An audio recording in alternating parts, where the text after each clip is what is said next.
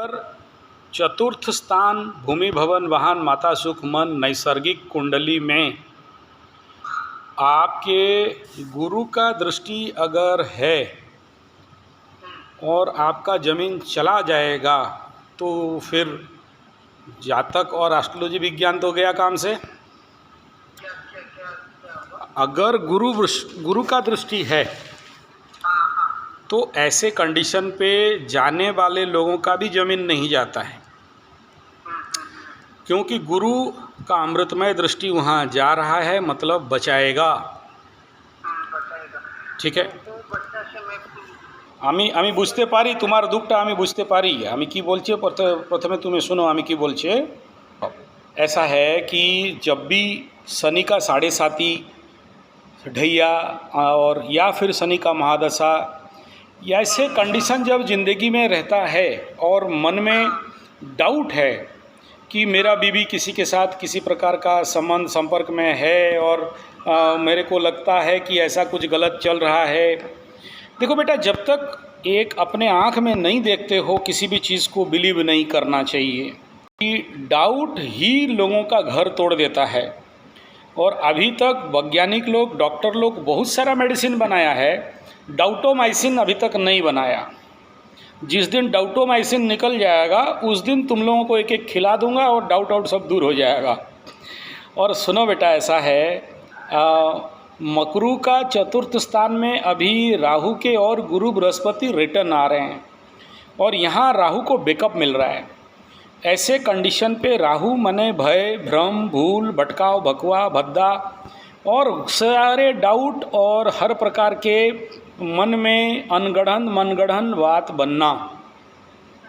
बनेगा मन में, और भी बनेगा। जो नहीं सोचना चाहिए वो सब सोचोगे, लेकिन याद रखना इस कंडीशन में आपका नुकसान होगा। देखो, ये जो कह रहा हूँ ना कि आपका ये परिस्थिति कि अगर आपका बीवी इस समय किसी और के साथ संबंध में होती तो विगत 3 महीना का टाइम था, ये बात सब उघड़ के आ जाता। जब भी अष्टम स्थान में सूर्य पहुंचता है, सुखाधिपति मंगल पहुंचता है और उसी समय सप्तमाधिपति अष्टम में जाता है, ये बात उस समय उघड़ता है। अगर आपका पत्नी किसी और के साथ रिलेशन में होती तो ऐसे 45 दिन के अंदर अंदर वो बात आपके आँख के सामने आने का बहुत संभावना था, और वो सारा समय ऑलरेडी गुजर चुका है, अभी और नहीं है। उस विषय में डाउट करना मतलब बेवकूफ़ी है। तीसरा देखो, प्यार माने क्या? प्यार माने विश्वास। अगर अविश्वास हो रहा है, किसको हो रहा है? आपको हो रहा है। अविश्वास अभी उसको नहीं है। दूसरा, आप ये कह रहे हो कि मेरा पत्नी, हम मरे बचे, उसको कोई जाता आता नहीं, जैसे मेरे को लगता है।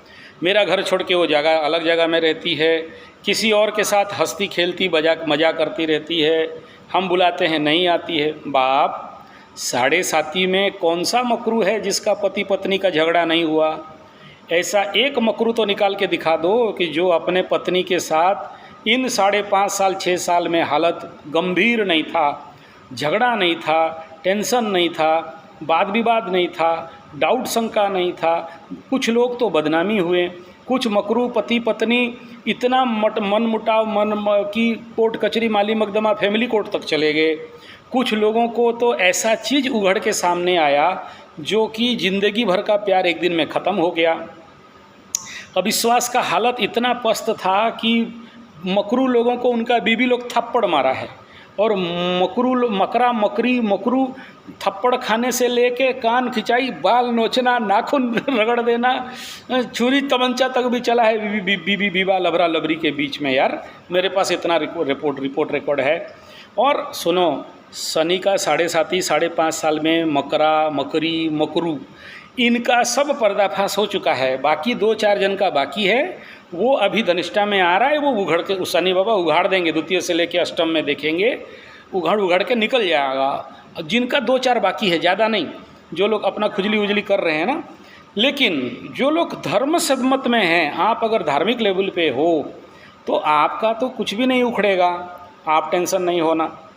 तीसरा ये है कि बहुत सारे मकरी इनका दाम्पत्य जीवन बहुत वनरेबल कंडीशन पे गया। दाम्पत्य के लिए अपने ससुराल में बदनामी, अपने मायके में बदनामी, अपने साला और संबंधियों में बदनामी, नाक उठा के सर उठा के चलने में मुश्किल, मुंह दिखाने का लायक नहीं रहे, रास्ते में चलते चलते मतलब चलने का औकात नहीं था, पॉकेट अपना पैसा का मालिक दूसरा कोई हो गया। ये सब ऑलरेडी गेम ओवर है बाबू। अभी तुम बिना फालतू का सोच रहे हो। जब 5.5 साल 6 साल का मेन पिकुलियर पीरियड चला गया, अभी उसके बारे में सोचने का कोई कारण नहीं है। तीसरा ये है कि अगर आपके कुंडली में ऐसा योग है भी कि आपका पत्नी किसी और के साथ ऐसा ऐसा नौटंकी करेगी, तो आपके कुंडली से ये पता चल रहा है कि शुक्र अगर पीड़ित होता तो। लेकिन मुख्यतः अगर आपका, चलो इतना में भी पत्नी ऐसा कुछ नहीं होती है, पत्नी का कुंडली में चेक करो, क्या उसके कुंडली में व्यभिचारिणी योग है, वेश्या योग है, द्विविवाह योग है, बहुसंपर्क योग है। इस प्रकार का योग अगर पत्नी के कुंडली में है तो फिर आपको ये कह दूंगा मैं, हाँ, डंके के चोट पे, कि आपका बुढ़िया कहीं पर जाके टांग उठा रही है। लेकिन आपका कुंडली में आज जो कंडीशन है वहाँ से ऐसा कुछ नहीं लगता है कि आपका बुढ़िया के साथ कोई गलत संपर्क कहीं और करती होगी।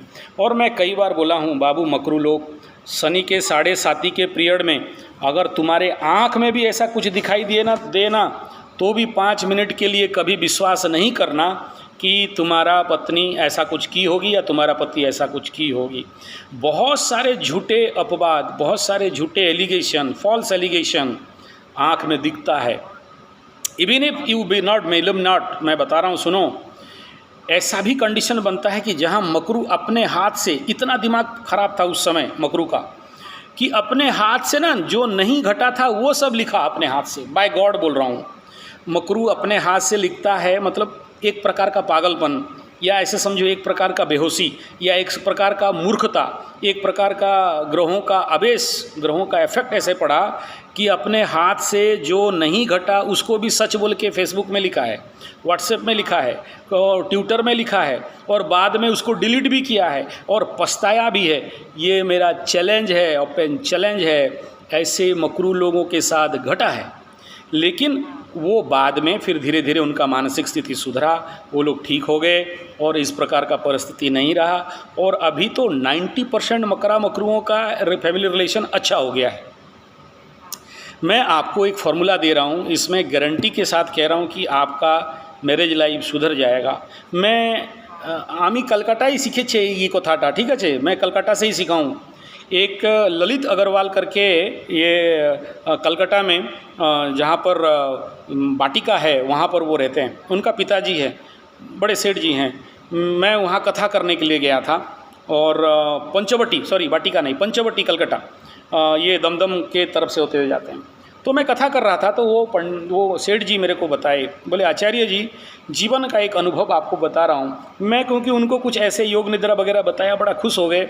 और उसके बाद मेरे को ये फॉर्मूला दिए, सुनो, जो भी आपको कष्ट दे रहा है, जो भी आपका ऋण ले गया है, पैसा नहीं दे रहा है, जो भी आपको कष्ट दे रहा है, जो भी आपका घर भाड़ा में रह रहा है, छोड़ नहीं रहा है, या किसी भी प्रकार का कष्ट दे रहा है, ब्लैकमेल कर रहा है, या आपको विभिन्न प्रकार के षड्यंत्र और आपको परेशान करने के लिए लगा है, शत्रुता कर रहा है, उसको कैसे करना वो मेरे को बताए थे। और मैं आज जीवन भर इसका प्रयास किया हूँ, इतना साल मतलब 20-25 साल अभ्यास किया हूँ और सफलता भी पाया हूँ इस क्षेत्र में।